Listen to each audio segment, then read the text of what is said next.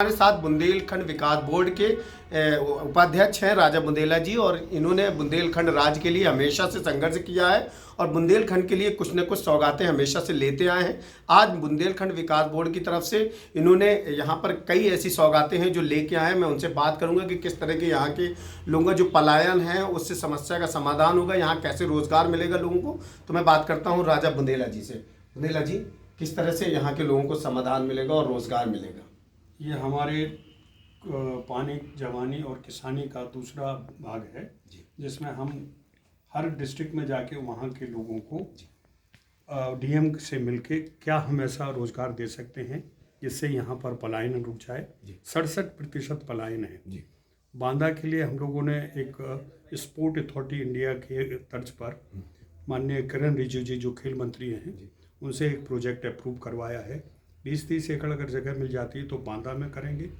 यहाँ का पराग डेयरी जिसको 1 लाख लीटर दूध की सिंचित खरीदने की प्रोक्योरमेंट की गुंजाइश थी वो भी हो गई है, लेकिन दुख यह है कि 7,000 से ज़्यादा की कैपेसिटी का दूध मिल नहीं रहा है और 3,000 की खपत है, तो वो प्रोजेक्ट शायद बंद ना हो, इसके लिए हमें लड़ना पड़ेगा।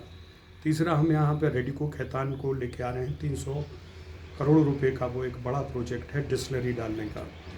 अगर ये 3-4 चीज़ें होती हैं तो निश्चित तौर पर बांदा में विकास होगा, और बांदा के विकास से यहाँ के जनमानस जो बाहर जा रहा है नौकरी पेशा करने, अपनी खेती किसानी छोड़ के, वो रुक जाएगा, और उसके रुकने से यहाँ रोज़गार और उपलब्ध होंगे। जवानों को सरकार ने जो स्टार्टअप इंडिया में जो किए हैं योजनाएं, हम चाहते हैं उनके तहत ज़्यादा से ज़्यादा लाभ मिले। हमारी यही कोशिश है। बुंदेला जी, अभी कुछ किसान आए थे और समाज सेवी लोग आए थे, मजदूर लोग आए थे, काफ़ी शिकायतें कर रहे थे एसडीएम नरैनी के बारे में और वहाँ के लेखपाल के बारे में। किस तरह की शिकायतें थी, क्या क्या लग रहा है? वहाँ के लेखपाल को लेकर बहुत सारे लोग त्रस्त हैं।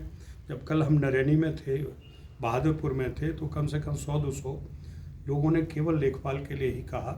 फिर जब हम कलिंजर रुके बस स्टैंड पर, वहाँ पे हमने छोटी सी सभा की, तब वहाँ के जो करीब 20-30 साल से दुकानदार जो अस्थायी रूप से वहाँ पे ठेला लगाए थे, दुकान लगाए थे, उनको लेकर उन बेचारों ने बहुत शिकायत की। वो डीएम साहब से भी मिलेंगे। और जब मेरी बात हुई उन लोगों से, तो हमने उनको तहसीलदार साहिबा के पास भेजा, तो तहसीलदार साहिबा का जवाब यही था कि ये लोग व्यक्तिगत रूप से उसका विरोध कर रहे हैं, हमारे पास उसकी लिखित में कोई शिकायत नहीं।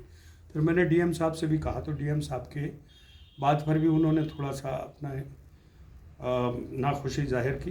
तो वहाँ के जो किसान हैं, वहाँ के एसडीएम साहिबा से भी परेशान है और लेखपाल से कैसे निजात मिलेगी सर?